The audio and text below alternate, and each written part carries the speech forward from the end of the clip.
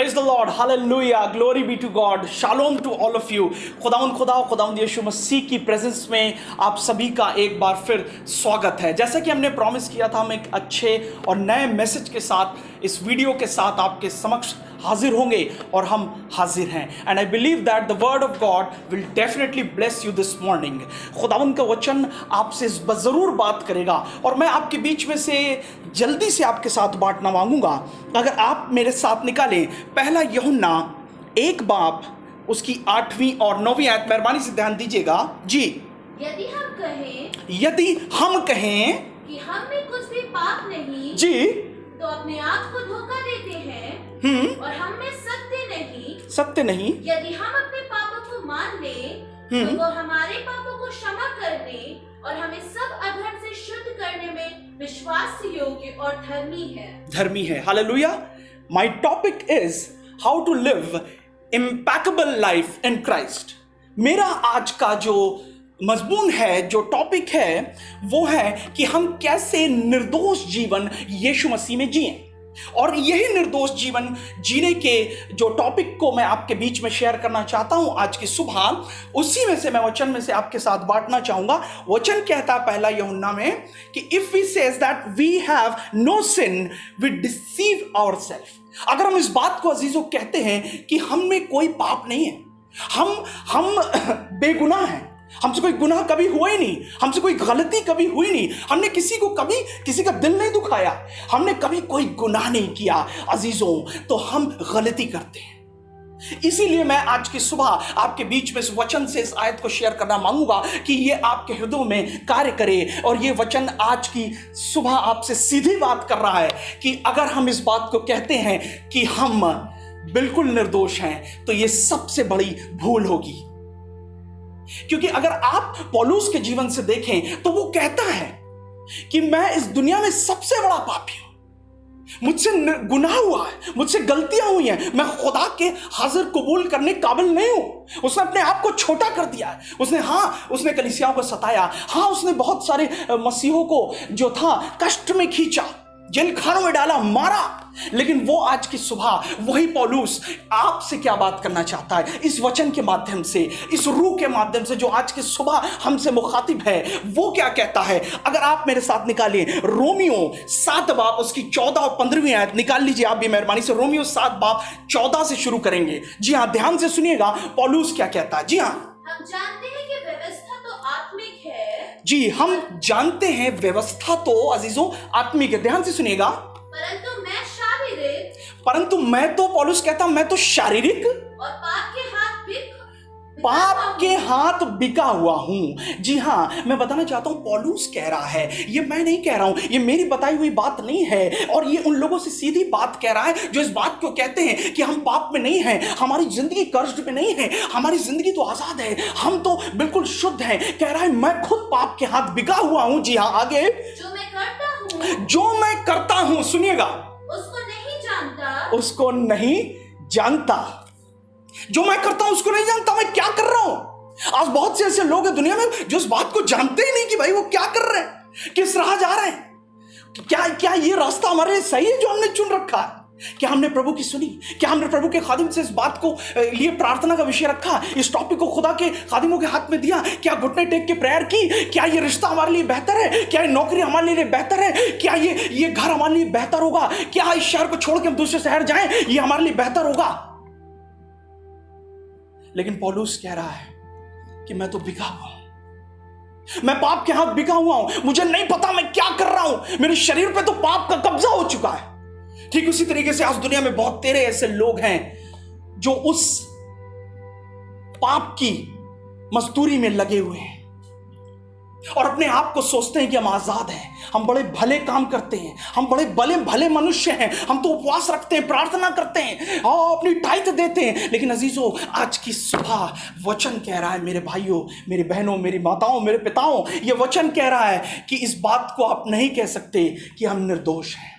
वचन कहता है कि अगर तुम अपने आप को जांचते तो दंड ना पाते। आज की सुबह मैं आपको बताना चाहता हूं, आपको अपने आप को जांचने की जरूरत है। हम ऊपर से तो साफ हो जाते हैं, हम अपनी शेव कर लेते हैं, अपने चेहरे को अच्छे से फेस वॉश से धो लेते हैं, अपने कपड़ों को जो है प्रेस करवा लेते हैं, नहा धो के नीट एंड क्लीन रहते हैं और परमेश्वर के भवन में आ जाते हैं, लोगों से अच्छी अच्छी बातें करते हैं। लेकिन मैं आपको बताना चाहता हूं, हमारा चाल चलन यहोवा परमेश्वर के सम्मुख है, वो छुपा नहीं है अजीजों। इसीलिए हम अभिलाषाओं में पड़कर पाप की मजदूरी में फंस जाते हैं। वे विचार करना नहीं चाहते हैं, लेकिन वे विचार हो जाता है। क्यों? क्योंकि पाप के हाथों बिके हुए हैं। सिगरेट पीना नहीं चाहते हैं, लेकिन सिगरेट पी जाते हैं। क्यों?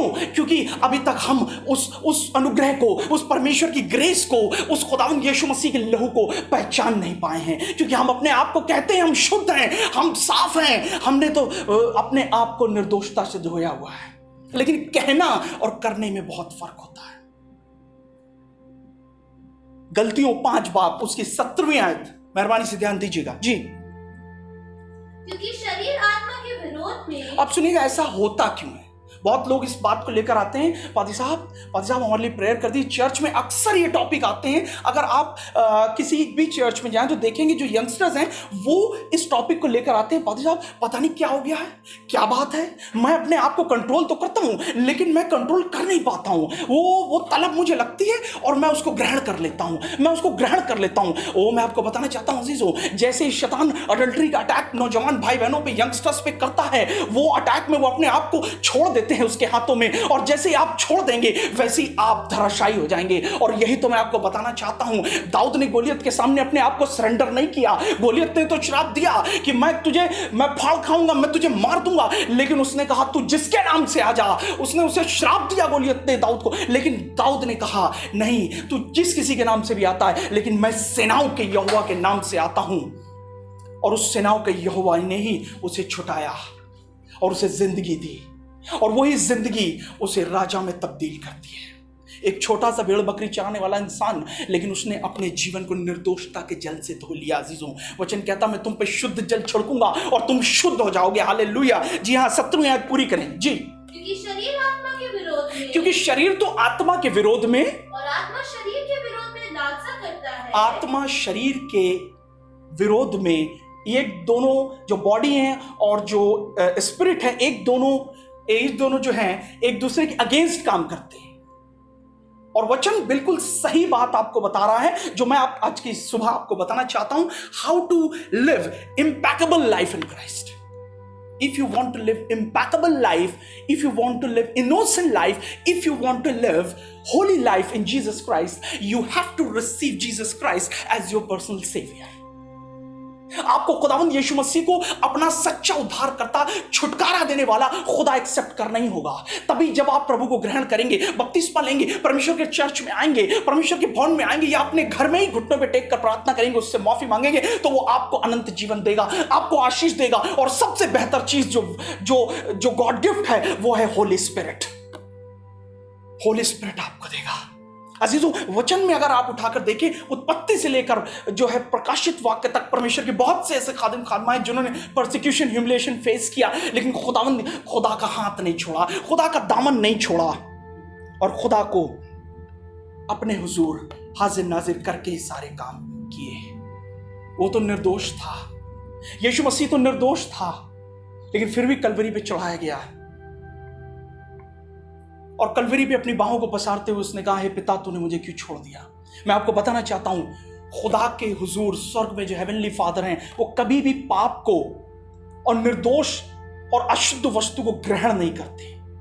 हाँ अजीजों, यीशु मसीह जो है, मैं आप बताना चाहता हूं कि हमारे पापों को, हमारे गुनाहों को अपने कांधों पर लिए हुए है, और उसकी देह जो लहूलुहान है वो हमारे पापों की वजह से है, हमारे गुनाहों की वजह से है, जो हम रोज बरोज या पास्ट में या प्रेजेंट में कर रहे हैं या करते आए हैं। वो आज भी अपनी कलवरी की से बाहें फैलाकर कह रहा है, हे पिता इन्हें क्षमा करना, हे पिता इन्हें क्षमा करना। क्योंकि अजीजों, खुदा ने हमसे सवाल नहीं किया, यीशु मसीह ने हमसे ये नहीं पूछा कि तूने तो ये गुनाह किया, हमको क्रिटिसाइज नहीं किया, हमको ब्लेम नहीं किया कि तुम मेरे हुजूर नहीं आए। उसने सीधे अपने पिता की मर्जी पूरी की, और उसने अपने आप को गुनाहगार बना लिया ताकि हम इम्पैकेबल लाइफ, निर्दोष लाइफ जिए। अजीजों, पहला पतरस 5 बाब उसकी 7वीं आयत। जी हाँ, अपनी सारी चिंता उसी पर डाल अब मैं बात करना चाहता हूं उन लोगों से जिन्होंने प्रभु यीशु मसीह को एक्सेप्ट भी कर लिया अपना पर्सनल सेवियर, अपनी लाइफ को खुदावंद के अकॉर्डिंगली राइचस पाथ में यानी धार्मिकता के मार्गों में चलाते हुए बिता रहे हैं। उनके लिए वचन क्या कह रहा है, क्योंकि वो भयभीत हो जाते हैं जब हम प्रभु में रहते हैं, हम परमेश्वर की साथ चलते हैं अजीजों, तो बहुत सारा जो है कष्ट, पीड़ा या परेशानी या चारों तरफ से हमारे अगेंस्ट लोग जो है क्रिटिसाइज हमें करने लग जाते हैं, वो फेस करना पड़ता है। उनके लिए वचन क्या कह रहा है? जी हाँ, अपनी सारी चिंता उसी पर डालो। अपनी सारी, थोड़ी नहीं, सारी चिंता। हम क्या खाएंगे, इस लॉकडाउन के दौरान हम कैसे जिएंगे, नौकरियां छिन गई, पढ़ाइयां सारी बर्बाद होती चली जा रही हैं, फ्यूचर अच्छा नहीं दिख रहा है, बहुत खतरा है, चारों तरफ डर है, मौत नाच रही बाहर। लेकिन परमेश्वर क्या कह रहा है कि अपनी सारी चिंता, अपने मम्मी, अपने पापा, अपने भाइयों, अपनी बहनों, अपने फ्यूचर की सारी चिंता उस परमेश्वर पर डाल दो, क्योंकि उसको तुम्हारा ध्यान है। क्योंकि उसको तुम्हारा ध्यान है। जी हां, उस खुदा को हमारा ध्यान है, क्योंकि वो निर्दोष है, क्योंकि वो निर्दोष है, क्योंकि वो निर्दोष मेमना है, उसको हमारा ध्यान है। और जब आप प्रभु के करीब आते हैं तो अपना हाथ बढ़ाकर आपको खींचता है। पतरस और चेले जब नाव पर चले जा रहे थे, अचानक से अंधेरा हो गया और उस झील में, जिस झील को वो क्रॉस करने जा रहे थे, रास्ते में उन्हें कुछ आता हुआ अपने करीब दिखाई दिया। वहां पर जो चेले थे वो घबरा गए, भयभीत हो गए और कहने लगे शायद भूत है, भागो भूत आया। लेकिन मैं बताना चाहता हूं, जैसे ही यीशु मसीह जो उनके सामने से चला आता था, जो उन्हें पहचान नहीं रहे थे, वो उनके करीब आया, क्लोज आया, वो अपीयर हुआ। और जैसे ही यीशु मसीह उनके सम्मुख अपीयर हुआ अजीजों, मैं बताना चाहता हूं, उन्होंने हिम्मत बांधी, ढांढस बांधी। और पतरस तो इतना खुश हो गया, उसने कहा प्रभु मुझे अपने पास आने दे। Peter said, Jesus allow me to come to you. प्रभु मुझे अपने करीब आने दे। हे प्रभु, हे master, allow me to come to you. हे प्रभु, हे गुरु, मुझे अपने करीब आने दे। यीशु मसीह ने कहा ठीक है। पतरस सामने चला, वो आने लगा, पानी पे चलने लगा, चमत्कार हो गया। सब देखकर भयभीत हैं, भौचक्के हैं। लेकिन मैं बताना चाहता हूं राज की बात आपको, पतरस ने सिर्फ एक काम किया, पतरस यीशु मसीह की ओर देख रहा था। आज दुनिया में हवाएं आपको घबरा रही हैं, आज आपकी फैमिली आपको डरा रही है, आज आपकी फैमिली आपको घबरा रही है, आज फ्यूचर की टेंशन आपको परेशान कर रही है। जितने भी यंगस्टर्स इस वीडियो के माध्यम से मुझे सुन रहे हैं, वो अडल्ट्री की स्पिरिट आप पे बार बार अटैक करती है, वो नशे की, वो ड्रग्स की स्पिरिट आप पे अटैक करती है। मैं आपको बताना चाहता हूं, आप एक बार आपका अटैक हो, आप उसे डांटिए यीशु मसीह के नाम में, वो भाग नहीं पाएगी। दूसरी बार अटैक करेगी, तीसरी बार अटैक करेगी और चौथी और पांचवी बार आप उसको हारते हुए और भागते हुए देखेंगे। हालेलुया, क्योंकि पतरस ने तो यीशु की ओर देख लिया और यीशु ने उसको थाम लिया। एक बार तो पतरस भी गिरा, हवाओं को देखने लगा, हवाओं से बहका और डूबने लगा, लेकिन खुदावंद यीशु मसीह ने अपना दाहिना हाथ बढ़ाकर उसको अपने सीने से लगा लिया। हालेलुया, आज खुदा है, आज वही खुदा आपको अपने सीने से लगाना चाहता है। आप डूब रहे हैं, हवाओं ने आपको परेशान किया है, आप गिरे हुए हैं, लेकिन मैं बताना चाहता हूं अपनी जिंदगी को खुदा के हाथ में सौंप दें, वही आपको निर्दोष करेगा, क्योंकि उसका लहू निर्दोष है, उसका लहू निर्दोष मेमने का लहू है। उत्पत्ति की पुस्तक में अगर आप देखें, जो जोसेफ है, जो यूसुफ है, उसने कहा नहीं, मैं निर्दोष ही रहूंगा, मैं अपने प्रभु की मानता रहूंगा। बेचारा छोटा है, अपने भाइयों के पास चला आता है, उसके पिता ने उसके लिए बहुत खूबसूरत सा अंगरखा बनाया, हिलता ढुलता चला आ रहा है, लेकिन लोग सब उसको कहते हैं वो देखो स्वप्न देखा नहारा चला आता है। और लोग उसका हंसी उड़ाने लगे, उसका मजाक उड़ाने लगे, ठट्टा उड़ाने लगे और कुछ उससे कुछ उस पर रिस बनाने लगे और उससे जलने लगे, जेलस करने लगे, उठा के बेचारे को गड्ढे में डाल दिया। लेकिन उसने कभी नहीं कहा, उसने कभी खुदा को क्रिटिसाइज नहीं किया।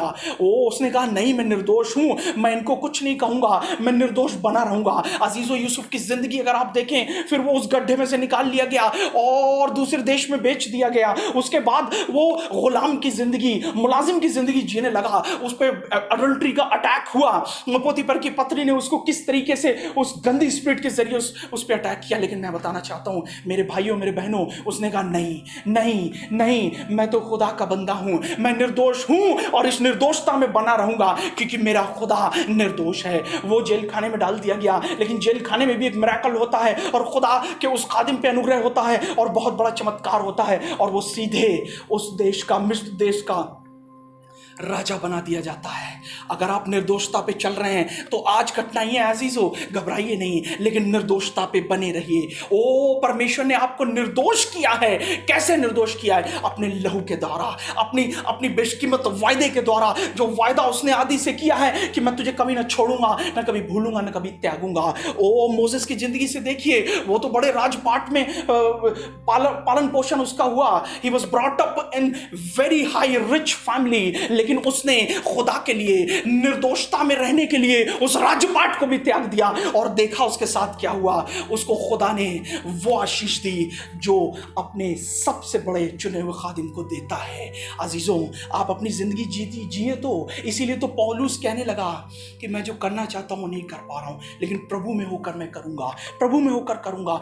यीशु मसीह पवित्र आत्मा से परिपूर्ण है और जंगल के सफर में उनकी परीक्षा हो रही है। अगर वो पवित्र आत्मा से ना होते, अगर वो अपने आप को निर्दोष ना बनाए रहते, अगर वो उस वायदे को, प्रॉमिस को भूल जाते जो हेवनली फादर ने उनको दिया था, तो शायद वो भी आज धराशायी हो गए। लेकिन नहीं, खुदा तो जीवित है और यीशु मसीह ने कहा मेरे सदृश बनो, मैं पवित्र हूं तो तुम भी पवित्र बनो। अगर आप यीशु मसीह के फॉलोवर हैं, अगर आप खुदावंद के मानने वाले, जानने वाले हैं, मेरे भाइयों, मेरे बहनों, अगर आप अपने पिता से, अपनी माता से छुपकर कोई गलत काम कर रहे हैं, गलत संगति में पड़े हुए हैं, तो मैं आपको बताना चाहता हूं प्लीज छोड़ दीजिए। क्योंकि आप अपने मम्मी पापा से तो छुपा लेंगे, लेकिन आप खुदा से नहीं छुपा पाएंगे। वो आशीष, वो पोटेंशियल आप नहीं रीच करने पाएंगे जिस मुकाम तक आप पहुंचना चाहते हैं। और मैं बताना चाहता हूं, इजराइली उस जरा से जंगल के सफर को 40 वर्ष में तब्दील पाते हुए क्यों देखे? क्यों? क्योंकि वो उस अकॉर्डिंग नहीं चले जैसी परमेश्वर ने आज्ञा दी थी। अगर आप खुदा के अकॉर्डिंगली चलेंगे